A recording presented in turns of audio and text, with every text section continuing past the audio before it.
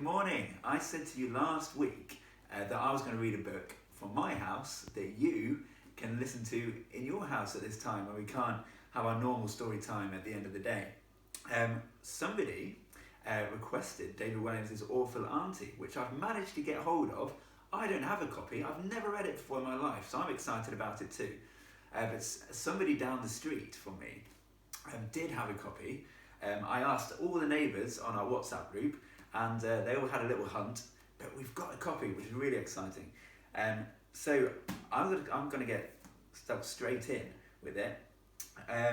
What I'm gonna do is I'm gonna read maybe 1 or 2 chapters every day, and then I'll post it onto our Seesaw group, so that you can listen to it. So if you want to, you can pause it now. Go and grab yourself a drink.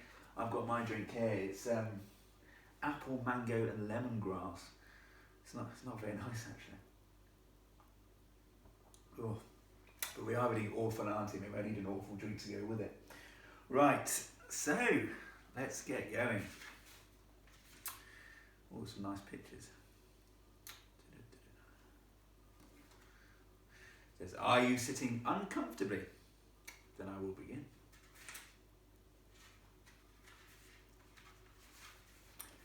It was all a blur. At first, there were only colours, then lines. Slowly through the haze of Stella's gaze, the room eventually took shape. The little girl realised she was laying in her own bed. Her bedroom was just one of countless in this vast country house. To her right side stood her wardrobe. On her left sat a tiny dressing table. Framed by a tall window, Stella knew her bedroom as well as she knew her own face. Saxby Hall had always been her home. But somehow, at this moment, everything seemed strange. Outside, there was not a sound. The house had never been this quiet before. All was silent. From her bed, Stella turned her head to look out of the window. All was white. Thick snow had fallen. It had covered everything within sight, the long sloping lawn, the huge deep lake and the empty fields beyond the estate. Icicles hung from the branches of trees. Everything was frozen. The sun was nowhere to be seen. The sky was as pale as clay. It seemed to be not quite night, not quite day. Was it early morning or late evening? The little girl had no idea. Stella felt as if she had been asleep forever. Was it days, months, years? Her mouth was as dry as a desert. Her body felt as heavy as stone, as still as a statue. For a moment, the little girl thought she might still be asleep and dreaming. Dreaming she was awake in her bedroom. Stella had experienced that dream before, and it was frightening because, try as she might, she couldn't move. Was this the same nightmare again, or something more sinister? To test whether she was asleep and dreaming, the girl thought she would try to move. Starting at the far end of her body, first she tried to waggle her little toe. If she was awake and she thought about waggling her toe, it would just waggle. But try as she might, it wouldn't waggle or wiggle. Or even woggle. One by one, she tried to move each toe on her left foot, and then each toe on her right. One by one, they all point blank refused to do anything. Feeling increasingly panicked, she tried to circle her ankles before attempting to stretch her legs, then to bend her knees, and finally, she concentrated as hard as she could on lifting her arms. All were impossible. It was as if she had been buried in sand from the neck down. Beyond her bedroom door, Stella heard a sound. The house dated back centuries. It had been passed through many generations of the Saxby family.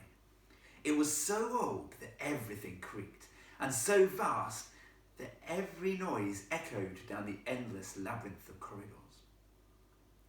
Sometimes the young Stella believed that the house was haunted, that a ghost stalked Saxby Hall in the dead of night. When she went to bed, the little girl was convinced she could hear someone or something moving about behind her wall. Sometimes she would even hear a voice calling to her. Terrified, she would dash into her mother and father's room and climb into bed with them. Her mother and father would hold Stella tight and tell her she was not to worry her pretty little head. All those strange noises were just the clatter of pipes and the creaking of floorboards. Stella wasn't so sure. Her eyes darted over to the huge oak-panelled door of her bedroom. At waist height, there was a keyhole. Though she never locked the door, I didn't even know where the key was. Most likely it had been lost 100 years ago by some great-great-great-grandparent, one of those Saxby lords or ladies whose paintings were hung in every few places along the corridors, captured forever unsmiling in oils. The keyhole flickered light to dark. The little girl thought she saw the white of an eyeball staring at her through the hole before quickly disappearing out of view. "Mama, is that you?" she cried out, hearing her own voice out loud. Stella knew this was no dream. On the other side of the door, an eerie silence lingered. Stella plucked up the courage to speak again. "Who is it?" she pleaded. "Please." The floorboards creaked outside. Someone or something had been spying on her through the keyhole. The handle turned, and slowly the door was pushed open. The bedroom was dark, but the hallway was light, so at first all the girl could see was a silhouette. It was the outline of someone as wide as they were tall. Even though they were extremely wide, they still weren't particularly tall. The figure was wearing a tailored jacket and +4s, those long billowy shorts that golfers will sometimes wear. A deerstalker hat adorned the figure's head, with the ear flaps and flatteringly down. Jutting out from their mouth was a long, thick pipe. Soon plumes of sickly sweet tobacco smoke clouded the room. On one hand there was a thick leather glove. Perched on the glove was the unmistakable outline of an owl. Stella knew instantly who this person was. It was her awful aunt, Alberta. "Well, you've finally woken up, child," said Aunt Alberta. The woman's voice was rich and deep like a boozy cake. She stepped out of the doorway and into her niece's bedroom, her large brown steel toe-capped boots clumping on the floorboards. Now in the half-light, Stella could make out the heavy tweed of her suit and the long sharp talons of the owl wrapped around the fingers of the glove. It was a great Bavarian mountain owl. The large species of owl there was in the villages of Bavaria. In the villages of Bavaria, these owls were known as locals, as flying bears, on account of their startling size. The owl's name was Wagner. It was an unusual name for an unusual pet. But then Aunt Alberta was a highly unusual person. "How long have I been asleep, please, Auntie?" asked Stella. Aunt Alberta took a long suck on her pipe and smiled. "Just a few months, child." Chapter 2. The Baby Vanishes. Before we continue our story, I need to tell you a little more about Aunt Alberta and why she was so awful. Alberta was the eldest of 3 children.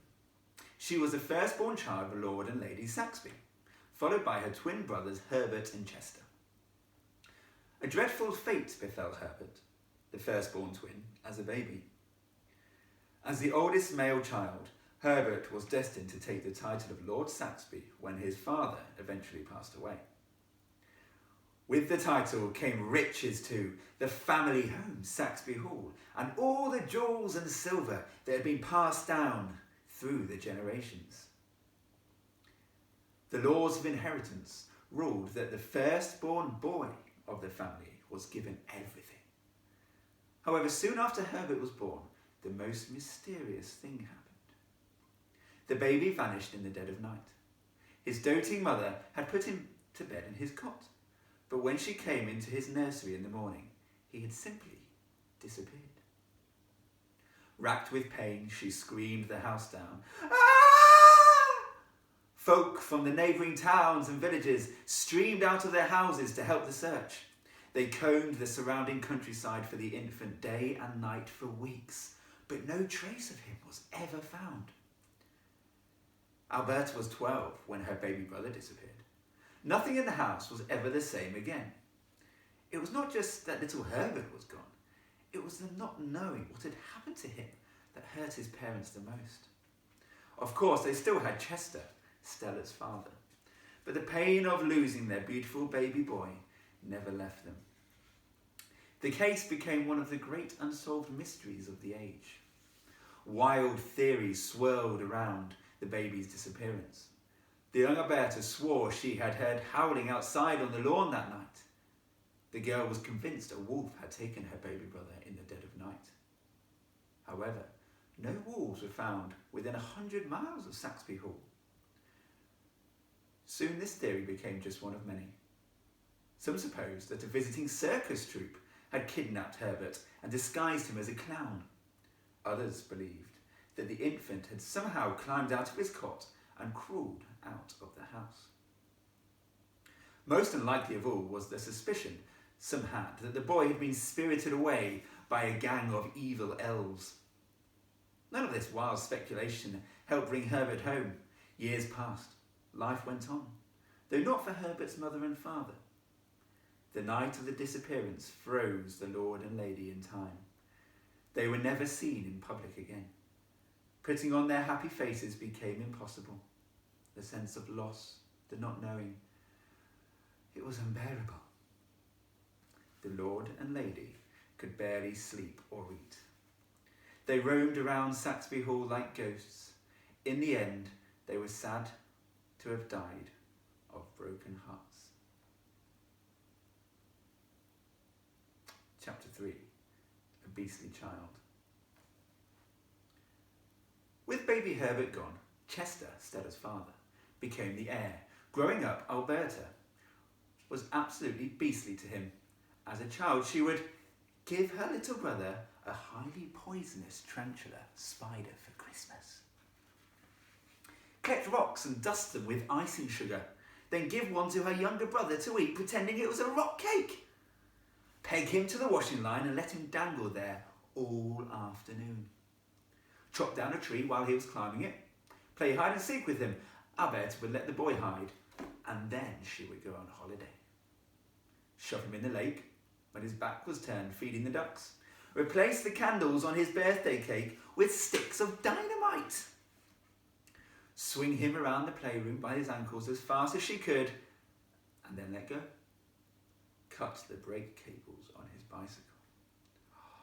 Force feed him a bowl of live worms, saying it was special spaghetti. During a snowball fight, cover cricket balls in ice, then hurl them at him. Lock him in a wardrobe, then push it down a flight of stairs. Put earwigs in his ears while he was sleeping so he'd wake up screaming. Bury him up to his neck in sand at the beach, then leave him there till the tide came in. Oh.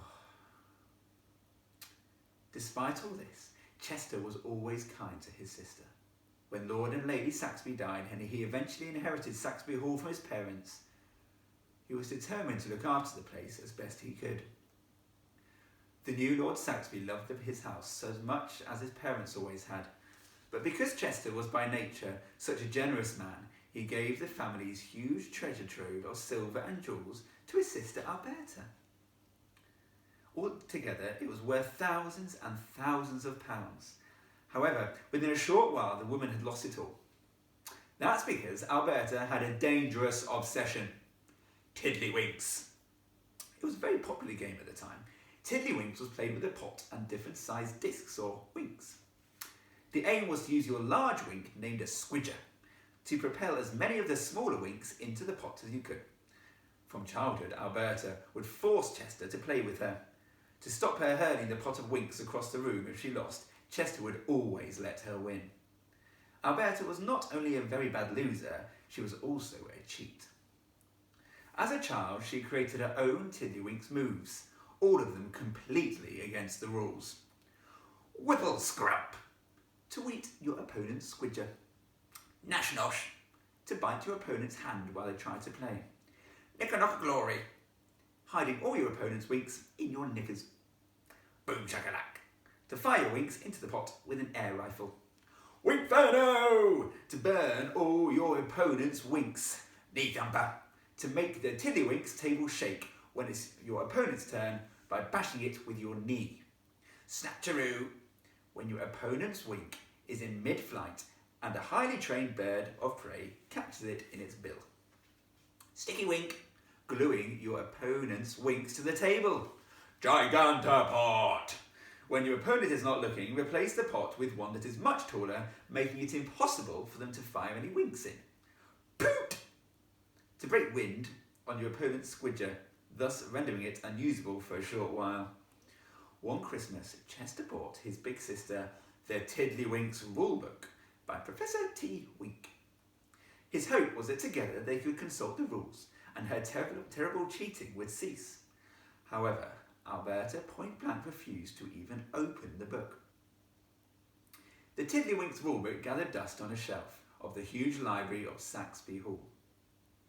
Ever since she was a child, Alberta was ridiculously competitive. She had to win, again and again and again. I am the B-E-S-T, she would chant. Her spelling was always atrocious. Else, it ended up costing her relatives dear. However, the aggressive desire to conquer everyone else is what ended up costing her relatives dear. As soon as she got her hands on some of the Saxby family fortune, thanks to Chester's kindness, she gambled it away. Alberta played at the high-stakes Tiddlywinks tables at the casinos of Monte Carlo. Within a week, the woman had lost everything she had, thousands upon thousands of pounds. Next, she sneaked into her brother's study and pinched his checkbook. Forging his signature, Alberta secretly stole all the money out of Chester's bank account. Within days, she had lost her brother's money too, every last penny. The family was plunged into terrible debt from which it was impossible to recover. As a result, Chester was forced to sell all the possessions he possibly could: antiques, paintings, fur coats, even his beloved wife's diamond engagement ring. All went to auction houses so Lord Saxby could fight to keep the family home. A home that had been in the Saxby family for centuries. Like any great house, Saxby Hall employed an army of staff to keep it running: a cook, a gardener, a nanny, a chauffeur, and a platoon of maids. However, with all the money squandered by Alberta, they simply couldn't be paid anymore. The bank demanded they all be fired immediately. So with a heavy heart, Chester had to let them go. Except one, the ancient butler, Gibbon. Lord Saxby tried to give Gibbon his notice a dozen times or more. However, the servant was so old, just short of 100, that he had become very deaf and blind. As a result, it was impossible to let him go. Even if you shouted right into his ear, the poor old soul wouldn't hear a thing. Gibbon had worked for the Saxbys for generations. He had been in service for them for so long, he had become part of the family. Chester had grown up with Gibbon, looking after him and loved him dearly, like he was an eccentric old uncle. Secretly, he was overjoyed that Gibbon stayed at the house, not least because he was sure the ancient butler had nowhere else to go. So Gibbon continued to roam Saxby Hall, carrying on with his duties, though in a totally topsy-turvy way. Gibbon would move the carpet with a lawnmower, bring in a tray piled high with dirty socks and announce, "Afternoon tea, my lord." Iron the pants and iron the plants. or to the sofa. Bang a gong in the middle of the night to announce dinner is served. Serve a boiled billiard's egg into an egg cup for breakfast. Polish the grass. Boil your shoes. Pick up the lampshade and say, "Saxby Bowl, here is speaking, please," as if it was a telephone. Take the rug for a walk. Put the chicken to roast in the boot of the Rolls Royce. Stella's father and mother worked tirelessly, day and night, to care for the house and grounds, but Saxby Hall was just too big for them. Inevitably, it fell into disrepair. Soon they had a huge house they couldn't afford to heat or light, and an old Rolls Royce they could barely afford to run. Through his considerable charm, Chester, now Lord Saxby, just managed to keep the angry bank manager in London at bay. When Stella was born, he was determined that his daughter would one day inherit this great house, as he had from his father.